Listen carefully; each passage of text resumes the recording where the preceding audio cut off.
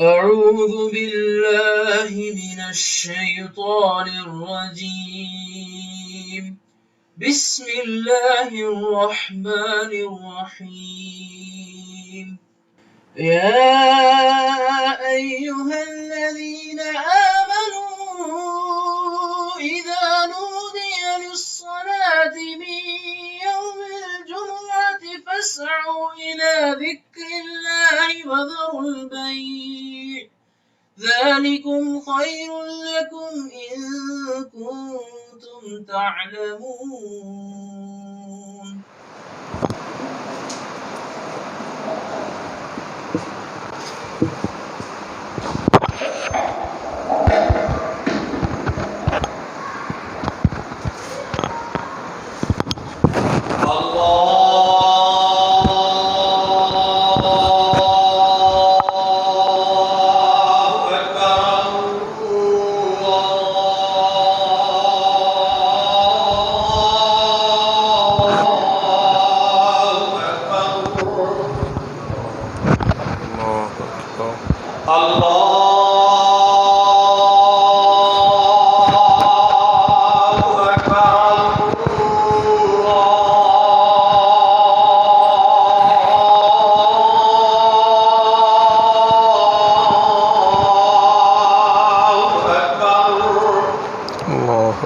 الله أكبر.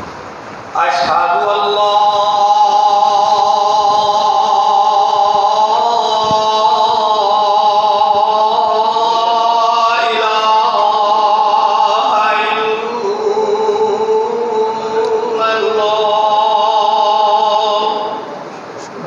إله إلا الله. أشهد أن لا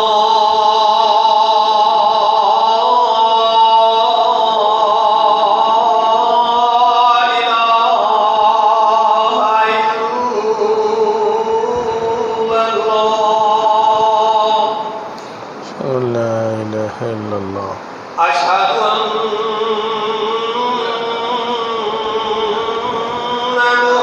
محمدًا رسول الله.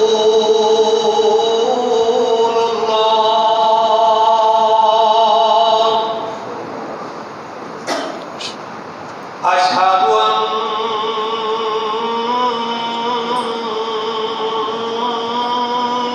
محمدًا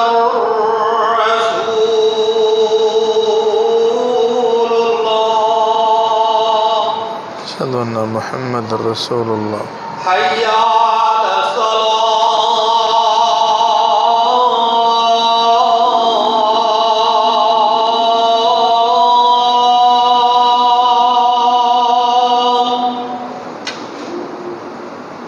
حي على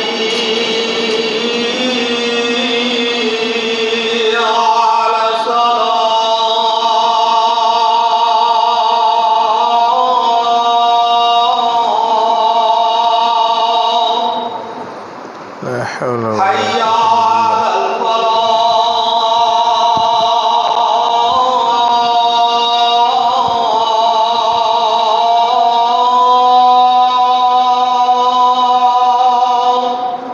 لا حول ولا قوة. حي على الفلاح.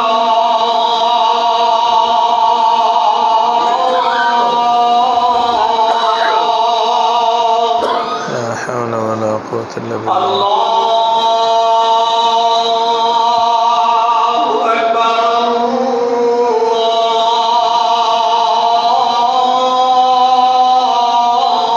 الله أكبر. لا إله إلا الله.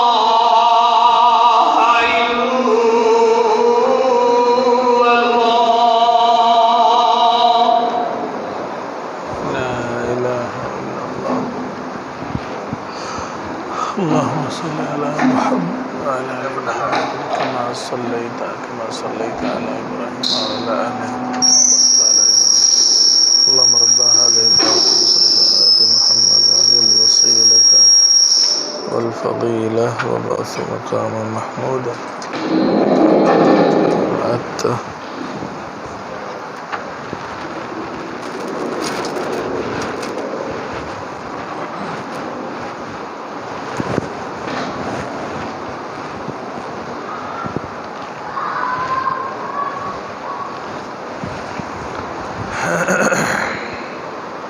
ٹھیک ہے.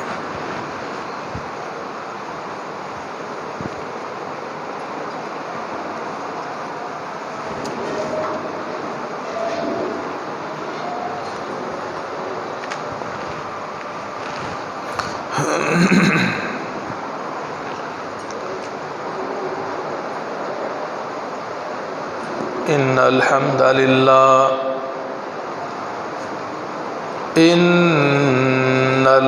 لله نحمده ونستعينه ونستغفره ونعوذ بالله من شرور أنفسنا ومن سيئات أعمالنا من يهده الله فلا مضل له ومن يضلله فلا هادي له وأشهد أن لا إله إلا الله وحده لا شريك له وأشهد أن محمدًا عبده ورسوله يا أيها الذين آمنوا اتقوا الله حق تقاته ولا تموتن إلا وأنتم مسلمون يا أيها الناس اتقوا ربكم الذي خلقكم من نفس واحدة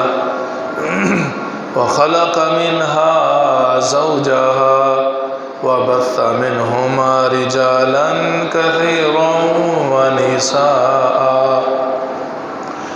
واتقوا الله الذي تساءلون به والأرحام إن الله كان عليكم رقيبا يا أيها الذين آمنوا اتقوا الله وقولوا قولا سديدا يصلح لكم أعمالكم ويغفر لكم ذنوبكم ومن يطع الله ورسوله فقد فاز فوزا عظيما اللهم صل على محمد وعلى آل محمد كما صليت على إبراهيم وعلى آل إبراهيم إنك حميد مجيد اللهم بارك على محمد وعلى آل محمد كما باركت على إبراهيم وعلى آل إبراهيم إنك حميد مجيد أما بعد فإن خير الحديث كتاب الله وخير الهدي هدي محمد صلى الله عليه وسلم وشر الأمور محدثاتها وكل محدثة بدعة وكل بدعة ضلالة وكل ضلالة في النار أما بعد فأعوذ بالله من الشيطان الرجيم والذي بعث في الأميين رسولا منهم يتلو عليهم آياته ويزكيهم ويعلمهم الكتاب والحكمة وإن كانوا من قبل لفي ضلال مبين وقال الله عز وجل في مقام آخر فاستمسك بالذي أوحي إليك إنك على صراط مستقيم. ہر قسم کی حمد و ثنا تعریف و ستائش اور کبریائی اللہ سبحانہ و تعالیٰ کی ذاتی ببرکات کے لیے ہے. انگن درود و سلام جناب نبی آخر الزمان سید الاولین والآخرین محمد رسول اللہ صلی اللہ علیہ وسلم کی ذات گرامی پر۔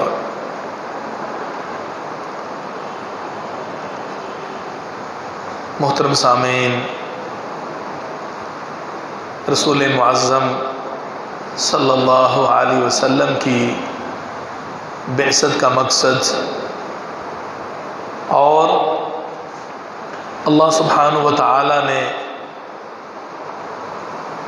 جس مشن کے لیے رسول اللہ صلی اللہ علیہ وسلم کو مبعوث فرمایا، ان چند مقاصد کا ہم نے جائزہ لینا ہے۔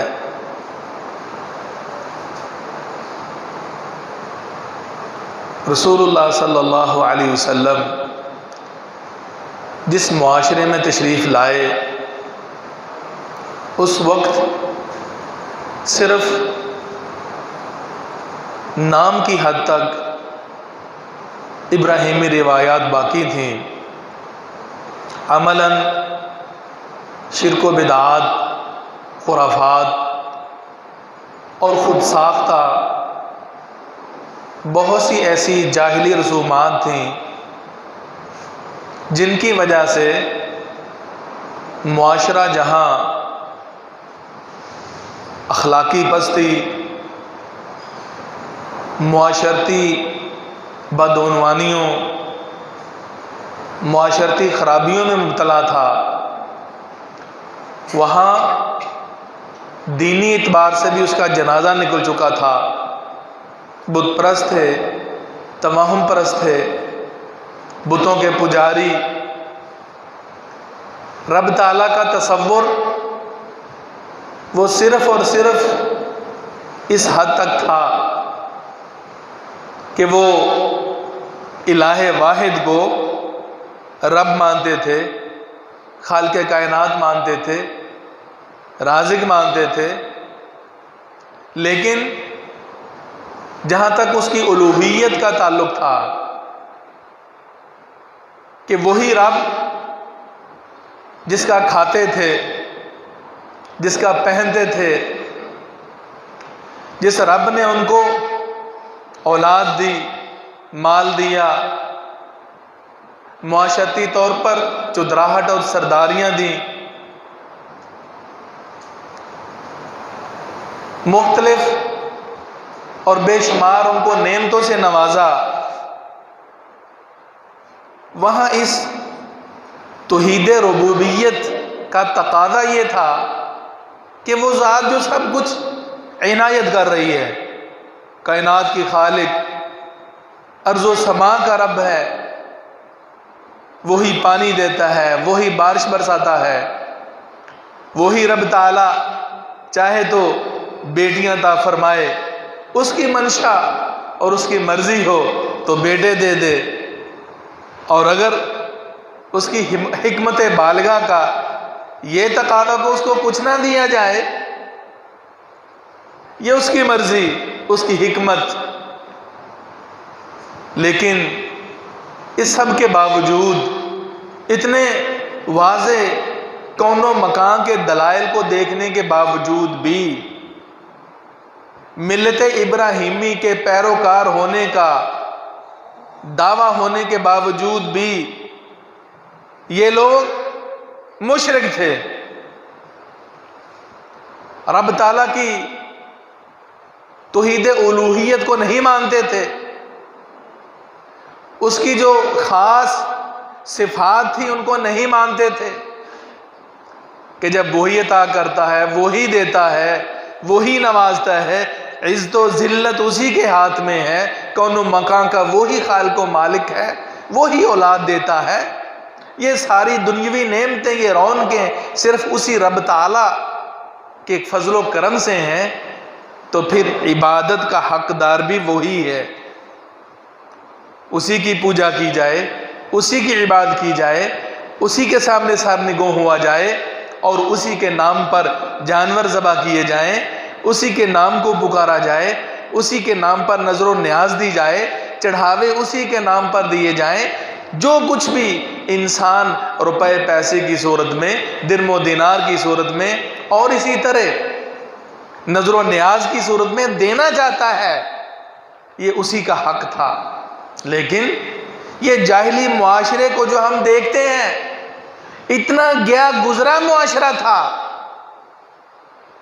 کہ داتا صرف رب کو مانتے تھے، وہی رزاق ہے، وہی سب کو نوازتا ہے، غریب نواز وہی ہے، رزق وہی دیتا ہے، اولاد وہی دیتا ہے، یہ سب موٹی موٹی چیزیں۔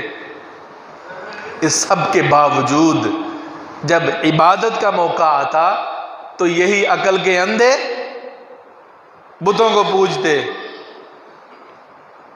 بہترین پتھر لیتے، اس کو تراشتے، ہاتھوں سے بناتے، اس کا چہرہ مورا شکل و صورت بنا کر اسی کو سامنے رکھ کر اسی سے پھر نظر و نیاز، اسی کے سامنے منت و سماجت، اور پھر اسی کے سامنے اپنی حاجات رکھتے ہیں۔ اگر سفر میں کہیں وہ معبود نہ ملتا، پتھر دستیاب نہ ہوتا، کسی جنگل میں صحرا میں ہوتے تو ریت کا چھوٹا سا ٹیلا بنا کر اونٹنے کا دودھ دو کر اس کو ٹھہرا کر ایک بت تصور کر کے اس کی پوجا پاٹ شروع کر دیتے۔ امام دارمی رحمہ اللہ نے سنن دارمی کے اندر امام مجاہد رحمہ اللہ کے حوالے سے وہ کہتے ہیں، میرے آقا و مولا سیدنا ابن عمر رضی اللہ تعالیٰ کے حوالے سے کہتے ہیں، انہیں گھر والوں نے دودھ دے کے بھیجا، برتن میں دودھ ڈالا، اس میں مکھن رکھا اور کہا جاؤ بطور نذرانہ بتوں کے سامنے رکھاؤ نذرانے کے طور پر۔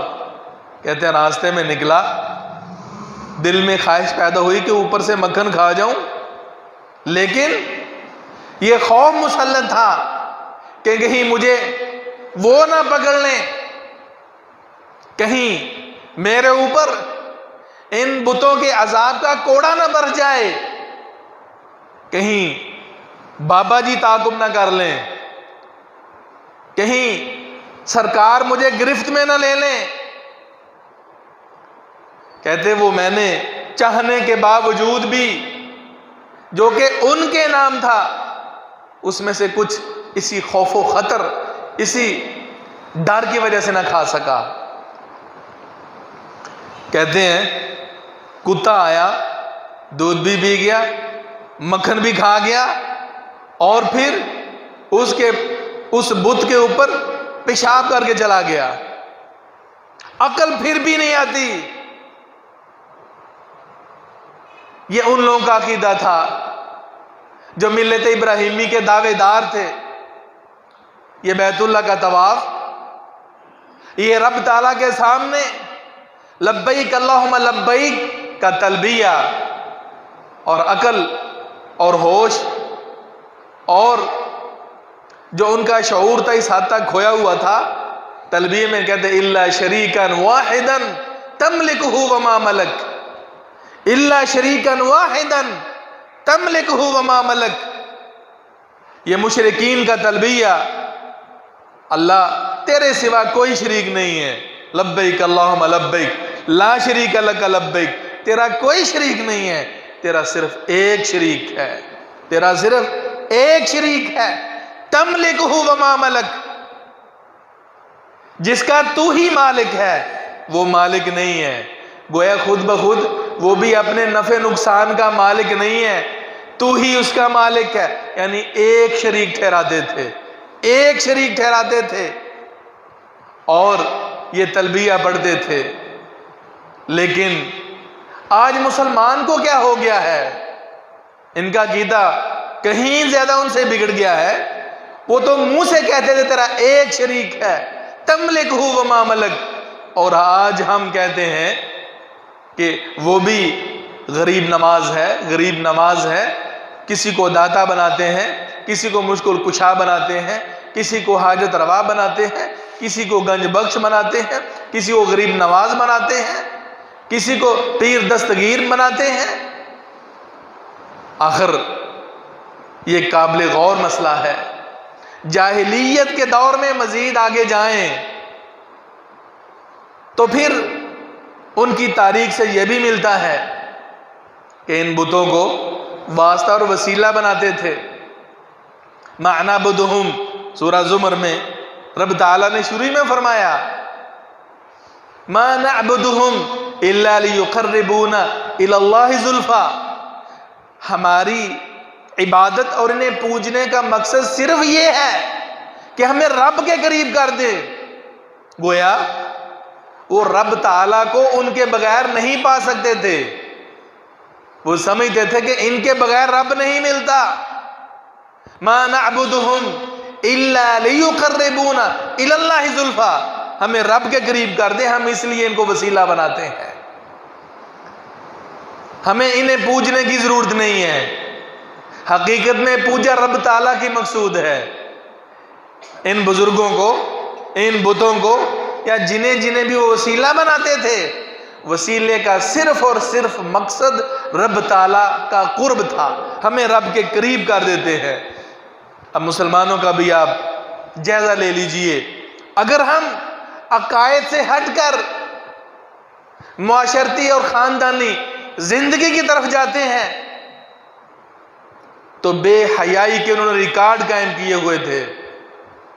یہ وہ معاشرہ تھا جس معاشرے میں رب تعالیٰ نے نبی آخر الزمان صلی اللہ علیہ وسلم کو ایک مشن دے کے بھیجا۔ بعثت و نبوت کا مقصد اور اس کا ہدف اگر ہم حاصل نہیں ہوگا تو پھر ساری زندگی کی محنتیں بیکار ہیں، ساری زندگی کی محنت رائے گاں ہوگی۔ رسول اللہ صلی اللہ علیہ وسلم جس ماحول میں تشریف لائے، خاندانی نظام اتنا درم برم تھا کہ ایک شخص جب کسی خاندانی شخص پہ اس کی نظر ہوتی، بہادر، شجاع، اشراف میں سے ہوتا، اور اس کا جی ہوتا کہ اس کی نسل سے مجھے بھی کچھ مل جائے، تو پھر اپنی اہلیہ کو بھیجتا اس کے پاس اولاد کے حصول کے لیے۔ یہ اس جاہلی معاشرے کا یہ وہ خوفناک اقدام تھا جس کو اسلام نے ختم کیا ہے۔ ان شخصیات کا تزکیہ نفس محمد رسول اللہ صلی اللہ علیہ وسلم نے فرمایا ہے، اور بے حیائی اتنی عروج میں تھی کہ یہ جو تصور نکاح کا ہمیں شریعت نے دیا وہ ایک طریقہ کار تھا۔ 7 قسم کے نکاح، 6-7 قسم کے نکاح اس معاشرے میں رائج تھے، جن میں یہ بھی ایک گھنونا اسلام کی روشنی میں، دین کی روشنی میں اتنا بڑا گھنونا جرم تھا جس کو شریعت نے بعد میں جرم کہا ہے، جس کو کوئی بھی عقل مند با حیا انسان گوارا نہیں کر سکتا کہ ایک عورت کے پاس 10 مرد جاتے اور جس کے نام بیٹا لگا دیتے وہ بیٹا اسی کا ہوتا۔ اس معاشرے کو سنوارنے کے لیے رب تعالیٰ نے خاص مشن دے کے بھیجا محمد رسول اللہ صلی اللہ علیہ وسلم کو۔ کیا اس معاشرے کے اندر چور نہیں تھے، ڈاکو نہیں تھے، قتل و غارت کرنے والے خون کے پیاسے درندے تھے؟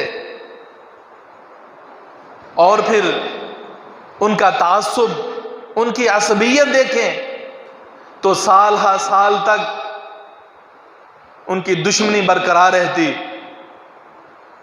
عصبیت کا یہ معاملہ تھا کہ حق کو نہیں دیکھا جاتا تھا کہ آیا میرا رشتہ دار جو ظالم ہے اس کے ہاتھ کو روکا جائے، نہیں، بلکہ تعلق داری، رشتہ داری، کنگا قبیلہ، دوستی یاری، حلف برداری، یہ تعلقات دیکھے جاتے اور مظلوم پہ پھر ظلم ڈھائے جاتے۔ جھوٹا ہونے کے باوجود، جھوٹ پہ ہونے کے باوجود بھی جھوٹ کا ساتھ دیا جاتا۔ رسول اللہ صلی اللہ علیہ وسلم کو جب رب تعالیٰ نے بھیجا ہے، یہ وہ لوگ تھے جو ان پڑھ تھے۔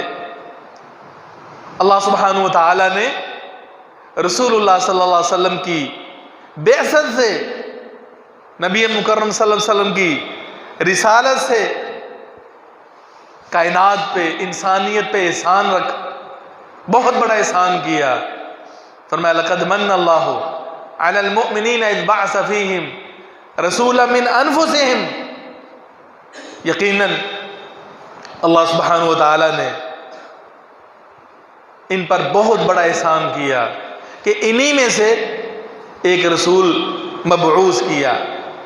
اس کی بعثت کے مقاصد میں بنیادی 3 مقصد بیان فرمائے اللہ سبحانہ و تعالیٰ نے۔ یتلو علیہم آیاتی، ان پر اللہ رب العزت کی آیات کی تلاوت کرتے ہیں، آیات کی تلاوت کرتے ہیں۔ رسول اللہ صلی اللہ علیہ وسلم نے جو ہی وحی آتی فوراً صحابہ کرام کے سامنے پڑھ کر سنا دیتے۔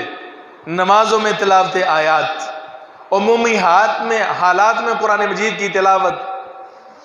رسول اللہ صلی اللہ علیہ وسلم قرآن پڑھتے پڑھاتے، قرآن مجید کا مذاکرہ ہوتا، قرآن مجید کا دور ہوتا، یہاں تک کہ پیارے پیغمبر صلی اللہ علیہ وسلم جب اس دار فانی سے کوچ کرنے لگے، اس سال آپ نے 2 دفعہ قرآن مجید دہرایا ہے، 2 دفعہ اس کا دور فرمایا ہے۔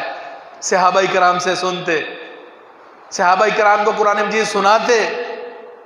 رسول اللہ صلی اللہ علیہ وسلم نے اس سلسلے کو تلاوت قرآن کو بڑھانے کے لیے، رب تعالیٰ کی اس کتاب سے تعلق کو جوڑنے کے لیے بڑی بڑی فضیلتیں بیان فرمائیں۔ یہ وہ طریقہ کار تھا جس سے دل و دماغ کی تطہیر ہوتی ہے، جس سے دل و دماغ کا تزکیہ ہوتا ہے۔ یہ جو معاشرتی طور پر رقص و سرود کی محفلیں تھیں، مغنیات کا دورہ تھا، شراب نوشی کی معاشرت تھی، اور سریعام بغیر کسی رکاوٹ کے لوگوں کا یہ کلچر تھا کہ اپنی محفلوں کے اندر شراب کا بھی دور کرتے، شرابیں پیتے، حرام کھاتے، سود کا بھی سسٹم تھا۔ رسول اللہ صلی اللہ علیہ وسلم نے ان محفلوں کی جو رونقیں تھیں بے حیائی پر اور رب تعالیٰ کی معصیت پر مبنی، ان محفلوں کو رب تعالیٰ کی کتاب کے ذریعے ختم کیا۔ بجائے مغنیات، گانے بجانے، آلات موسیقی اور موسیقی سننے کے بجائے قرآن مجید کی تلاوتیں سنائیں، قرآن پڑھ کے سنایا۔ اور آج بھی اسی طریقے سے یہ دل و دماغ کی تطہیر ہو سکتی ہے قرآن مجید کی کثرت تلاوت سے۔ جبکہ بدقسمتی کی بات یہ ہے کہ چند سال قبل تک ہمیں کبھی بسوں کے اندر، گاڑیوں کے اندر کوئی 15-20 منٹ، آدھا گھنٹہ، کوئی پونا گھنٹہ قرآن مجید سننے کو ملتا تھا۔ آج وہ ریت بھی چل بسی ہے، اور اس رب تعالیٰ کی کتاب کی جگہ قوالیوں نے لے لی ہے۔ یہ بھانڈ اور اسی طرح ان لوگوں نے لے لی ہے جن کے روز و شب طبلہ سرنگی کی دھن پہ گزرتے ہیں، آواز و ساز پہ گزرتے ہیں۔ اب وہ تلاوت بھی سننے کو نہیں ملتی۔ رسول معظم صلی اللہ علیہ وسلم تو وہ ہیں کہ آپ علیہ السلام نے فرمایا مجھے رب تعالیٰ نے ان آلات موسیقی کو توڑنے کے لیے بھیجا ہے۔ یہ آپ کی بعثت کے عمومی مقاصد میں سے ایک اہم مقصد تھا، ان جاہلی رسومات کو ختم کرنا، ان جاہلی جو رسم و رواج تھے، عقائد کی کمزوریاں تھیں، اخلاق کی کمزوریاں تھیں، یہ جھوٹ، یہ چغلی، یہ غیبت اور یہ سب و شتم، یہ گالی گلوچ، ان سب چیزوں سے اسلام نے روکا ہے۔ اللہ سبحانہ و تعالیٰ فرماتے ہیں یتلو علیہم آیاتی ویزکیہم، وہ ان کا تزکیہ فرماتے ہیں۔ رسول اللہ صلی اللہ علیہ وسلم کی آمد کے بعد آپ علیہ السلام نے گھروں کا تزکیہ فرمایا، جو وحی کی روشنی میں لوگوں کی تربیت کی، اس تربیت کی وجہ سے گھروں کے ماحول مثالی بن گئے۔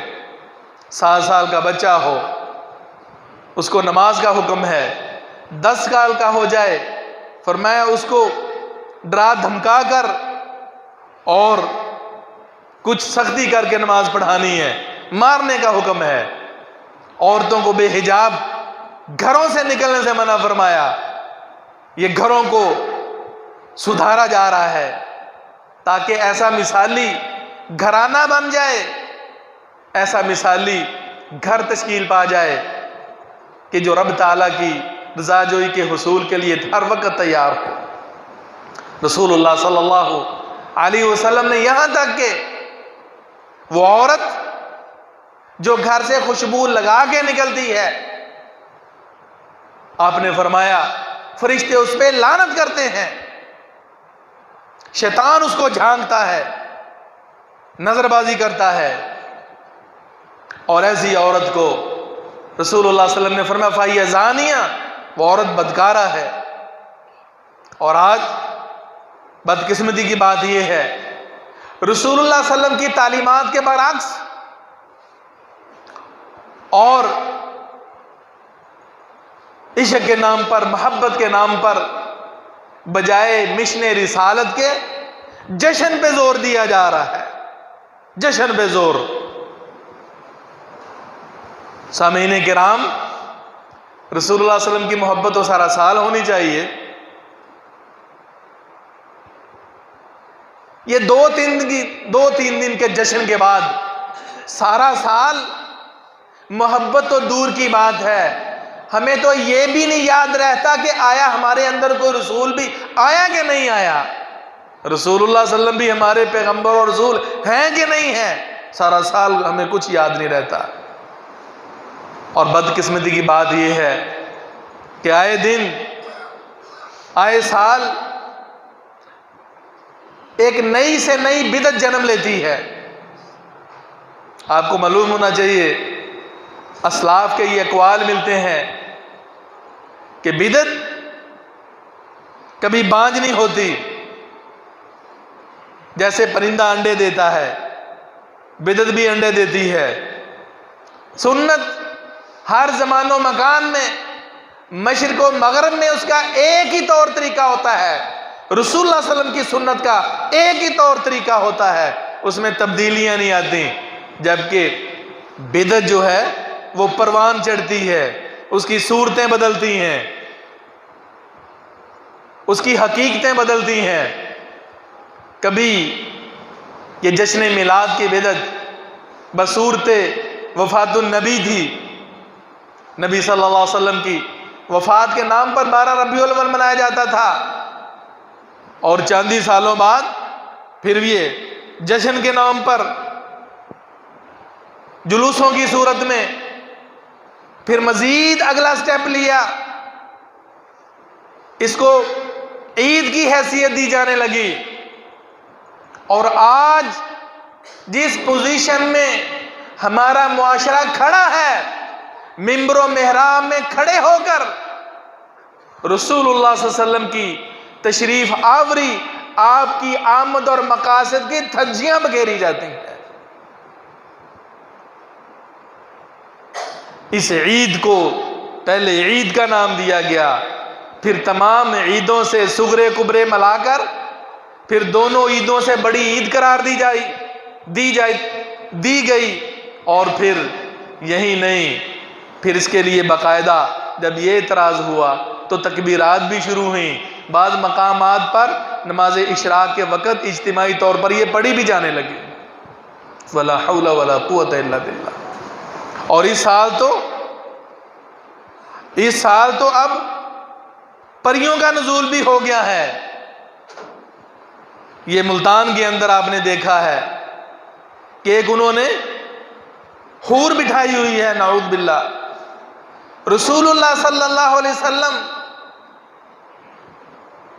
جو کہ رب تعالیٰ کے وحی کی روشنی میں حکم صادر فرماتے ہیں، اللہ سبحانہ و تعالیٰ فرماتے ہیں یا ایھا النبی قل لازواجک وبناتک ونساء المؤمنین یدنین علیہن من جلابیبہن۔ اے نبی اپنی بیویوں کو حکم صادر فرمائیں، اپنی بیٹیوں کو حکم دیں، مومنین کی عورتوں کو حکم صادر فرمائیں کہ وہ اپنی اوڑیوں کو نیچے کر لیں، حجاب لے لیں۔ یدنین علیہن من جلابیبہن، اپنی چادروں کو اپنے منہ پہ لے لیں، اپنی چھاتیاں ڈھانک لیں۔ یہ ہے مشن رسول، معاشرے سے بے حیائی کو ختم کیا جائے، بے حجابی کو ختم کیا جائے۔ رسول اللہ صلی اللہ علیہ وسلم نے جب فرما دیا وما ينطق عن الهوى ان هو الا وحی یوحی کے مصداق، جب آپ نے فرما دیا کہ عورت جب نکلتی ہے تو استشرفہ الشیطان، شیطان اس کو ایڑیاں اٹھا اٹھا کے دیکھتا ہے۔ جب بن سنور کے نکلتی ہے تو پھر شیطان ایکٹیو ہو جاتے ہیں، فتنہ اپنے زور پہ ہو جاتا ہے، اور بدقسمتی سے وہاں انہوں نے حروع کو بنا سنوار کر ایک جگہ پہ چوک کے اندر بٹھا دیا، اور عاشقان رسول، محبان رسول وہ آ کے اس حور کی زیارت کرتے ہیں۔ شاید بھائیوں نے وہ ویڈیو جو وائرل ہوئی ہے سب نے نہ دیکھی ہو، اس کو بٹھایا ہے، کھلے بال ہیں، بھرپور انداز میں سجا کر بناؤ سنگار کر کے لوگوں کو دکھایا جا رہا ہے۔ کیا اللہ کے رسول نے یہی سبق دیا ہے کہ ابھی سے غیرت کا جنازہ نکل گیا ہے، اب اس کے بعد کیا رہ جاتا ہے؟ ہاں، اور علماء کرام کو حلہ شری دینی چاہیے، اور فضائل و مناقب بیان کریں، اور زیادہ من گھڑت روایات کو بیان کریں، اور رسول اللہ صلی اللہ علیہ وسلم کے مشن کی مخالفت کریں۔ رسول اکرم صلی اللہ علیہ وسلم کو تو رب تعالیٰ حکم دے وَقَرْنَ فِي بُيُوتِكُنَّ، نبی کی بیویوں اپنے گھروں میں ٹکی رہو، وَلَا تَبَرَّجْنَ تَبَرُّجَ الْجَاهِلِيَّةِ الْأُولَى، یہ پہلی جاہلیت کی طرح بناؤ سنگار کر کے مت نکلو۔ اب تو وہ قباحت نہیں لگتی جو قباحت ان لوگوں نے اب پیش کر دی ہے۔ گھروں سے بے پردگی کی حالت میں بناؤ سنگار کر کے نکلنا منع ہے، جبکہ اس میں تو بھرپور انداز میں سجا کر، اوڑھنی کو گرا کر، حور بنا کر، نعوذ باللہ آقا کی آمد مرحبا کے نعرے وہ لگائے جا رہے ہیں۔ میرے آقا تو وہ ہیں جنہوں نے، سنن ابی داؤد کی حدیث ہے، اب مشن رسول کیا تھا؟ تزکیہ نفس۔ مشن رسول کیا تھا؟ ہر وہ جاہلی رسم و ریت جس کی وجہ سے انسان کی روح، دل و دماغ متاثر ہوتا ہے، ان جراثیم کو معاشرے سے ختم کر دیا جائے، اور ہم آپ کی محبت کے نام پر انہی جاہلی رسومات کو، انہی جاہلی قباحتوں، انہی جاہلی بے حیائیوں کو دوبارہ آپ کے نام پر زندہ کر رہے ہیں۔ آپ علیہ السلام نے تو بانسری کی آواز سنی، اس کے راوی سین عبداللہ بن عمر ہیں، بانسری کی آواز سنی، بانسری کی آواز سننے کے بعد آپ نے فوراً اپنی انگلیاں کانوں میں ٹھونس لیں۔ عبداللہ بن عمر رضی اللہ تعالیٰ عنہ بھی ایک دفعہ نکلے، ان کے ساتھ ان کے شاگرد تھے، غالب امام ناف تھے رحمہ اللہ، انہوں نے کانوں میں انگلیاں ٹھونس لیں۔ وہ نافع پوچھتے ہیں جناب کیا ہوا؟ کہتے ہیں میں نے اپنے آقا محمد رسول اللہ صلی اللہ علیہ وسلم کو سنا تھا آپ کو دیکھا تھا۔ یہ بانسری کی آواز ان کے کانوں میں پڑی، کانوں میں انگلیاں ٹھونس لیں۔ میں نے بھی یہ آواز سنی تو اپنے کانوں میں انگلیاں ٹھونس لی ہیں۔ پھر نافع رحمہ اللہ بھی یہی عمل کرتے ہیں۔ یہ تو ہیں متبعین رسول، مشن رسالت کی تکمیل کرنے والے، رب تعالیٰ کے حکم کی کما حقہ اتباع اور پیروی کرنے والے۔ فاستمسک بالذی اوحی الیک انک علی صراط مستقیم، فاستمسک بالذی اوحی الیک، اے نبی جو میری طرف سے آپ کو وحی کی جاتی ہے اس وحی کو مضبوطی سے تھام لو، اس وحی کو مضبوطی سے تھام لو۔ یہ عورت کو بناؤ سنگار کے ساتھ سب لوگوں کے سامنے بے حجاب اور پوری تزئین و آرائش کے ساتھ بٹھانا، لوگوں کی زیارت اور لوگوں کو دکھانے کے لیے کیا یہ مشن رسول، کیا رسول اللہ علیہ وسلم کی یہی تعلیم تھی؟ نعوذ باللہ۔ رسول اللہ صلی اللہ علیہ وآلہ وسلم کی تو رب تعالیٰ نے یہ ڈیوٹی لگائی تھی کہ آپ نے ان کا تزکیہ نفس کرنا ہے۔ وَيُزَكِّيهِمْ، اس سے تزکیہ نفس ہوگا؟ کیا طبلہ سرنگی سے تزکیہ نفس ہوگا؟ رسول اللہ صلی اللہ علیہ وسلم سے تو دف ثابت ہے۔ اب ماہرین یہ جانتے ہیں، جن کو موسیقی اور گانے سننے کی یہ عادت کبھی ہے، وہ فوراً آج کی نظمیں اور نعتیں، یہ عاشقان رسول جو پڑھتے ہیں، فوراً کہہ دیں انڈیا کے فلاں گانے کی طرز پہ ہے، فلاں گانے کی کاپی کی گئی ہے۔ رسول اللہ صلی اللہ علیہ وسلم تو بانسری کی آواز سنیں، کانوں میں انگلیاں ٹھونس لیں۔ رسول اللہ صلی اللہ علیہ وسلم تو ان آلات کو توڑنے کے لیے بھیجے گئے اور ہم ان کی نشر و اشاعت میں لگے ہوئے ہیں، انہی پہ نعتیں، انہی پہ نظمیں، اور اس وقت تک محفل میلاد اس کی حق کی ادائیگی نہیں سمجھی جاتی، اس کا سمجھے حق ہی نہیں ادا ہوتا جب تک کہ باواز بلند ساؤنڈ سسٹم پر گلی محلے کو، وہاں کے باسیوں کو، آرام کرنے والوں کو تنگ نہ کیا جائے۔ پہلے تو تھا ایک آدھا دن قبل، اب یہ 3-4 دن قبل، اور اللہ نہ کرے آئندہ سال پورا عشرہ ہی اس وبا میں مبتلا نہ ہو جائے، عشرہ رحمت للعالمین کی زد میں نہ آ جائے۔ رسول اللہ صلی اللہ علیہ وسلم، محترم سامعین، یہ تصویر کشی، یہ سیلفیاں اور یہ کورس میوزک، یہ ڈھولک کی تھاپ پر ناچ گانے رقص و سرود کی محفلیں، وہ پیارے پیغمبر تو وہاں جاتے نہیں تھے جہاں کہیں تصویر بھی لٹکتی تھی، اور جہاں کہیں تھوڑی سی آواز بھی آتی تھی، رسول اللہ صلی اللہ علیہ وسلم تو وہاں اپنے قدم مبارک نہیں رکھتے تھے۔ اور آج ہم عشق رسول کے نام پر ہر وہ کام کر رہے ہیں جہاں رسول اللہ صلی اللہ علیہ وسلم کو نفرت تھی۔ سیدہ فاطمہ رضی اللہ تعالیٰ عنہ آپ کی لخت جگر ہیں، سیدنا علی مرتضیٰ اور سیدہ فاطمہ رضی اللہ عنہما نے رسول اللہ صلی اللہ علیہ وسلم کی دعوت رکھی۔ دعوت دینے والی بیٹی ہو، دعوت پہ بلانے والے داماد ہوں، تو پھر جو سسر صاحب ہیں کیسے انکار کر سکتے ہیں؟ اللہ کے رسول صلی اللہ علیہ وسلم سیدہ فاطمہ رضی اللہ تعالیٰ کے گھر تشریف لاتے ہیں، گھر میں داخل ہوتے ہیں تو کیا دیکھا؟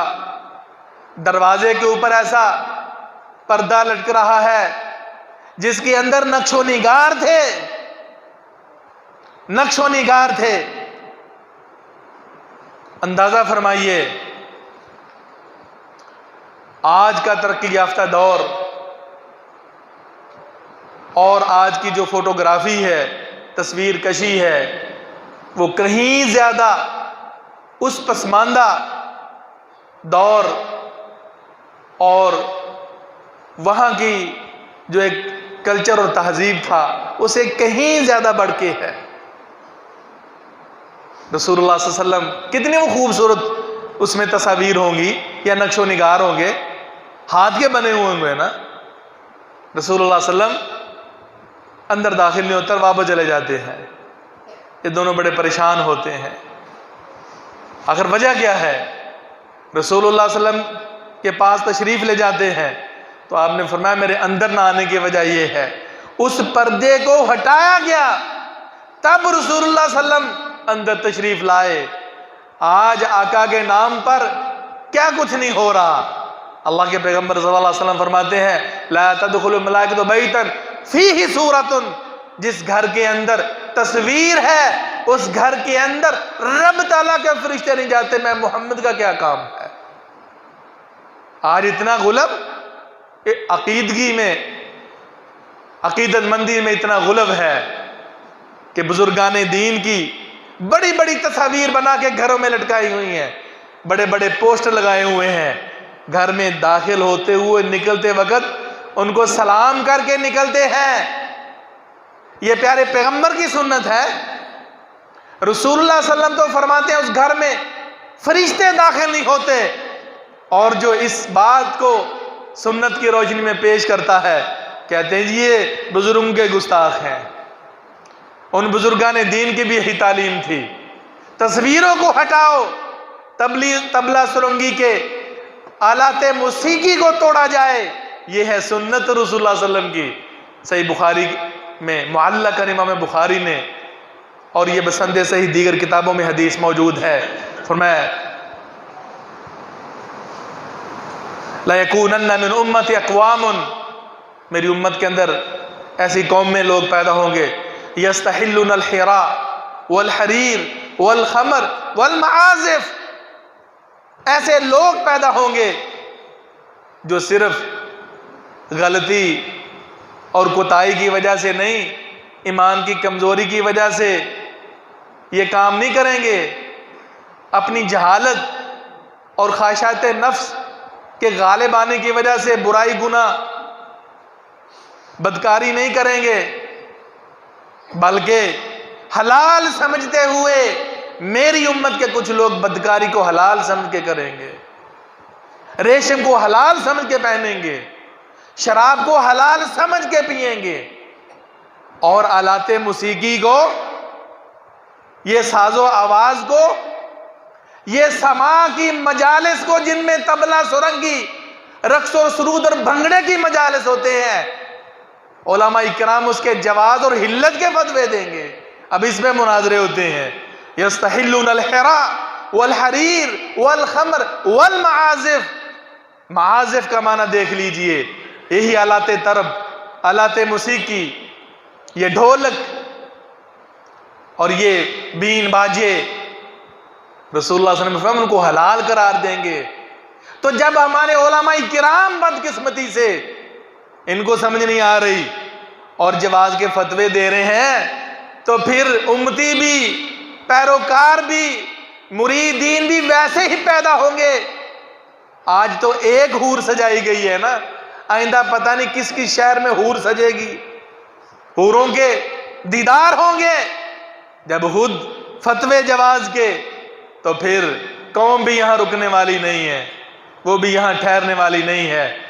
محترم سامعین، رب تعالیٰ نے جو حکم دیا ہے وہ حکم دیا ہے وحی کے تمسک کا۔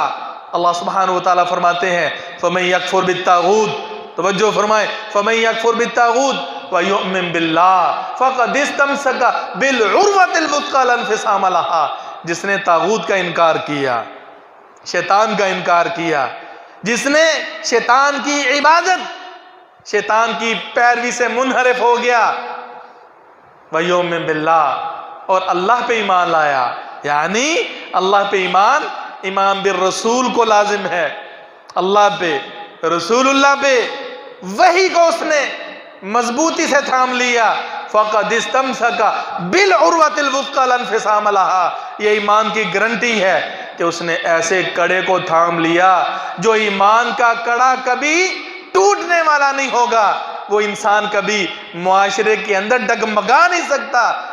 تو آج رسول اللہ صلی اللہ علیہ وسلم کی تعلیمات کے برخلاف سب کچھ ہو رہا ہے، سنت کو ہم نے ہاتھ سے چھوڑا، بدعت نے اس کی جگہ پہ آ کے ڈیرے ڈال دیے، اور پھر کیا کچھ نہیں ہو رہا۔ رسول اللہ صلی اللہ علیہ وسلم کے نام کی نظر و نیاز، یہ جلوس، یہ مرد و زن کا اختلاط، اور پھر حکومتی سپورٹ اور پھر علماء کرام کی ہلا شیری. علماء کرام مزید شہ دے رہے ہیں. قرآن و سنت کے عید میلاد النبی کے بھرپور دلائل، نعوذ باللہ. اتنا جھوٹ، اتنی تحریف اور اتنی کذب بیانی کہ پناہ بخدا. کیا رسول اللہ صلی اللہ علیہ وسلم نے بیان کیا تھا کہ یہ طبلہ سرنگی، یہ ڈھولک پہ رقص و سرود کی محفلیں سجاؤ اور مجھے بلاؤ؟ قطعا نہیں. یہ صحابہ کرام انہوں نے واقعتاً حق ادا کر کے دکھا دیا. رب تعالیٰ کی وحی کے تمسک کا، وحی کو کیسے تھاما جاتا ہے. اب تھوڑا سا عکس صحابہ کرام کا دیکھیے. ایک طرف تو ہم ہیں کہ جس کے اندر بڑے بڑے متوع، بڑے بڑے مرشدین اور جن کو بڑی بڑی اپنی بزرگی، اپنی علمی اور اپنی تربیتی اور اسی طرح اپنی تعلیمی صلاحیتوں پر ناز ہے، جو کہ قوم و ملت کے مربی ہونے کا دعویٰ کرتے ہیں، وہ بھی ان محفلوں میں جھومتے اور ناچتے نظر آتے ہیں. عوام کیا کرے گی؟ صحابہ کرام کو دیکھیے، ان کا عقیدہ دیکھیے، ان کی معاشرت دیکھیے، ان کا طور طریقہ دیکھیے. تو بھائیو، اب ہم نے دیکھنا یہ ہے کہ رسول اللہ صلی اللہ علیہ وسلم کے مقاصد بعثت میں تلاوت آیات، تزکیہ نفس، وَيُزَكِّهِمْ وَيُعَلِّمُهُمُ الْكِتَابَ وَالْحِكْمَةِ، کتاب اللہ کی تعلیم اور سنت کی تعلیم. وَإِنْ كَانُوا مِنْ قَبْلُ لَفِي ضَلَالٍ مُبِينٍ، اس سے قبل یہ واضح گمراہی میں تھے. آج ہم عملاً اسی گمراہی میں اپنے اسلامی معاشرے کو دوبارہ اس کے اندر دھکیل رہے ہیں. ہم نے دیکھنا ہے کہ رسول اللہ صلی اللہ علیہ وسلم نے ہمیں ایمان کیسا دیا، اللہ کے رسول نے ہمیں کردار کیسا دیا، کیسی ریاست کی بنیاد رکھی، کیسا معاشرہ تشکیل دیا. اور پھر دیکھ لیجئے جو رسول اللہ صلی اللہ علیہ وسلم کی وحی کی روشنی میں، حق کی روشنی میں، بدعت و خرافات کی ترویج و اشاعت میں بنیادی مہرہ بنتا ہے، وہ سنت کو گویا دفن کرتا ہے. رسول اللہ صلی اللہ علیہ وسلم کے صحابہ کرام کو دیکھیے، سبحان اللہ. جیسے میں نے کہا نا، حقیقتاً وحی کی حقیقت کو وہ سمجھے، وحی کی حقیقت کو انہوں نے سمجھا ہے. اور جب وحی کی حقیقت سمجھ میں آ جاتی ہے، سنت سمجھ میں آ جاتی ہے، نہ پھر معاشرے کی پرواہ رہتی ہے، نہ حکومت کی پرواہ رہتی ہے، اور نہ کسی بڑے سے بڑے ظالم اور جابر کی پرواہ رہتی ہے. جو سنت کے لیے اپنے آپ کو قربان کرتے ہیں، وہی بحمد اللہ رسول اللہ صلی اللہ علیہ وسلم کے مشن کی تکمیل میں اپنا حصہ ڈالتے ہیں.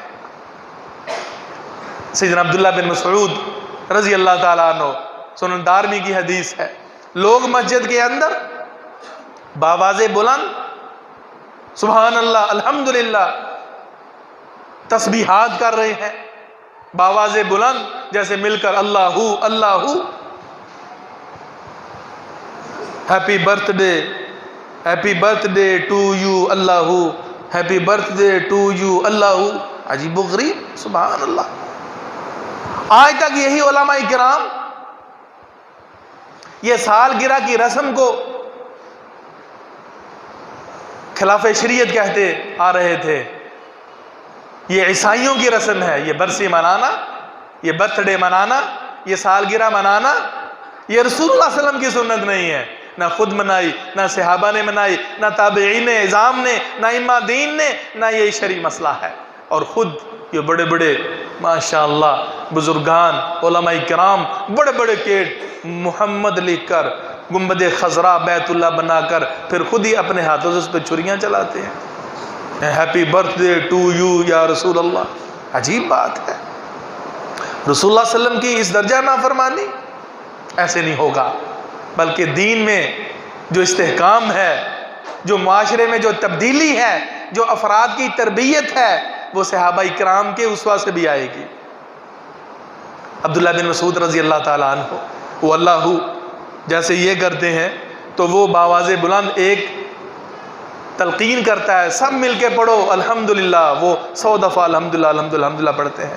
عبداللہ بن مسعود دیکھتے ہیں فوراً وہ جو تربیت تھی نا، نبوی تربیت، وہ وحی کے ساتھ جو تربیت ہوئی تھی، فوراً وہ کہتے تم کہ یہ کیا کر رہے ہو، تردید فرمائی، اس کو بدعت قرار دیا۔ انہوں نے کہا جی ہم یہ اچھا کام تو کر رہے ہیں، ہماری نیت اچھی ہے۔ تو فرمایا کم من مرید الخیر لن یصیبا، کتنے ہی بھلائیاں چاہنے والے، نیکی خواہش رکھنے والے، اچھی نیتیں رکھنے والے ہیں، لیکن بھلائیوں کو حاصل نہیں کر سکتے۔ آج ثواب کی نیت سے لوگ بہت کچھ دیتے ہیں، بہت کچھ کرتے ہیں، جشن مناتے ہیں، واللہ یہ رسول اللہ صلی اللہ علیہ وسلم کی سنت کے بالکل خلاف ہے۔ آج ہم اس بات پہ تلے ہوئے ہیں کہ یہ دونوں مسلمانوں کی عیدوں سے عظیم عید ہے، اور جس طرح کہ اس کو پڑھا بھی جاتا ہے تکبیرات بھی، بلکہ لاہور میں فجر کی اذان کے بعد وہاں ہماری گلی کی مسجد وہاں تکبیرات عیدین بھی ہوئی ہیں، یہ مجھے بیٹے نے بتایا۔ تکبیرات عیدین آپ نے اپنے نگہبان پورے محلے میں بھی 2017 کو یہ شاہد صاحب نے بتایا، اور بھی گواہان تھے، اور اعلان بھی ہوا کہ اجتماعی طور پر اشراق کی نماز یعنی بطور عید مسجد میں ہوگی۔ ایسے بدعت جنم لیتی ہے، جہاں بدعت آتی ہے وہاں سے سنت رخصت ہو جاتی ہے۔ وہ لوگ جو کہہ رہے تھے حسن نیت سے کر رہے ہیں وہ باز نہیں آئے، اور یہی لوگ پھر اس کے بعد خارجیوں کے ساتھ مل کر مسلمانوں کے مقابلے میں نکلے۔ صحابہ کی غیرت وہی کا تمسک تو یہ تھا۔ عبداللہ بن عمر رضی اللہ تعالیٰ عنہ کے سامنے ایک شخص نے، جس طرح کہ جامع ترمذی کی حدیث ہے، ایک شخص کو چھینک آئی اور وہ کہتا ہے الحمدللہ والسلام علی رسول اللہ۔ یہ صلاۃ والسلام کا بعض لوگوں کے بڑا بھوت سمار ہوتا ہے، اب بجائے موبائل پہ السلام علیکم ورحمۃ اللہ کے وہ مدینہ مدینہ یہ سنا گیا ہے، اور ملتے ہیں آپس میں، سلام کا رواج بھی ختم۔ انہوں نے الحمدللہ کے ساتھ والسلام علی رسول اللہ کہا۔ عبداللہ بن عمر فوراً روکتے ہیں، کہتے ہیں الحمدللہ ٹھیک ہے، ما ہکذا علمنا رسول اللہ صلی اللہ علیہ وسلم، ہمیں اس طرح اللہ کے رسول نے نہیں سکھایا۔ یعنی یہ کیوں ہوا؟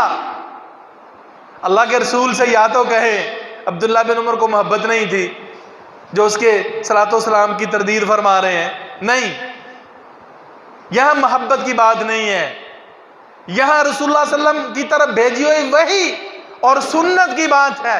اس لیے تو کہتے ہیں جب چھینک آئے تو صرف الحمدللہ علی کل حال کہنا ہے۔ یہ موقع نہیں ہے سلام پڑھنے کا، سلام پڑھنے کا وہی موقع ہے جہاں اللہ کے رسول نے سکھایا۔ یہی تو ہم کہتے ہیں میرے بھائیوں، آج ثواب کے نام پر ہم نے دین کی شکل کو مسخ کر دی ہے۔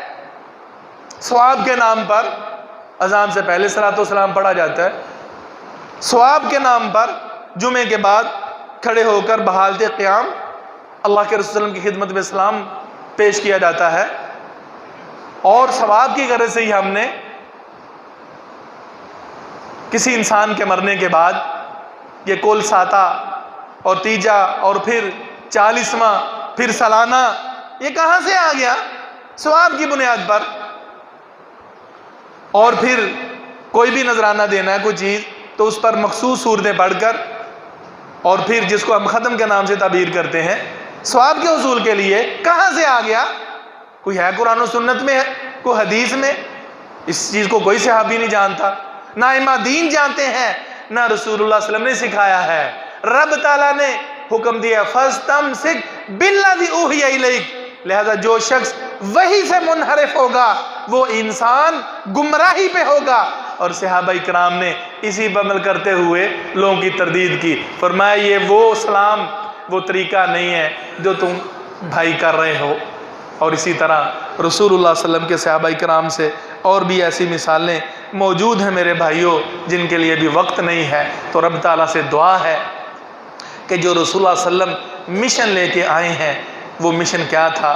لوگوں کو گمراہی سے نکالنا، قرآن مجید پڑھ پڑھ کے سنانا، ان گھروں کو، اس معاشرے کو، عقائد کو، اولاد کی تربیت، اور اسی طرح ریاست کو اس انداز میں چلایا جائے جو پیارے پیغمبر صلی اللہ علیہ وسلم کی تلقین ہے، اور افراد کی یوں تربیت کی جائے جو پیارے نبی آخر الزمان کی سنت ہے۔ تو یہ حقیقی تزکیہ نفس ہے، یہ ہے رسول اللہ صلی اللہ علیہ وسلم کی تربیت، اور یہی رسول اللہ صلی اللہ علیہ وسلم کا طریقہ مبارکہ تھا۔ اللہ تعالیٰ سے دعا ہے کہ ہم مشن رسول کو اختیار کریں، ہم مقاصد بعثت کو اختیار کریں، اور انہی مقاصد کو لے کر ہی علماء کرام آگے چلے۔ اور اگر ہم انہی خرافات کے گرداب میں پھنسے رہے تو پھر یہی نہیں رکے گی یہ بدعت اور دیگر بدعات، یہ بلکہ آگے سے آگے اپنا راستہ بناتی چلے جائیں گی۔ یہ تو امڑتا ہوا سیلاب ہے جس کو کوئی روکنے والا نہیں، سوائے پیارے پیغمبر کی سنت کے بدعات کا دروازہ بند کرنا ہے آپ نے، تو اس کا ایک ہی طریقہ ہے کہ رسول اللہ صلی اللہ علیہ وسلم کی سچی سنتوں کو، کھری سنتوں کو سینے سے لگا لیں۔ رب تعالیٰ کی وحی اس کتاب مبین کو جو تا قیامت ہمارے لیے ایک ہدایت کا مینارہ ہے، روشنی کا مینار ہے، اس کے مطابق اپنی زندگی کو ڈھال لیں، خود بخود بدعت و خرافات، معاشرتی، ملکی جتنی بھی بدعات ہیں، رسومات ہیں، خود بخود دفن ہو جائیں گی۔ اللہ تعالی ہمیں ان بدعات سے محفوظ فرمائے۔ سبحان ربک رب العزت عما یصفون وسلام علی المرسلین والحمد للہ رب العالمین۔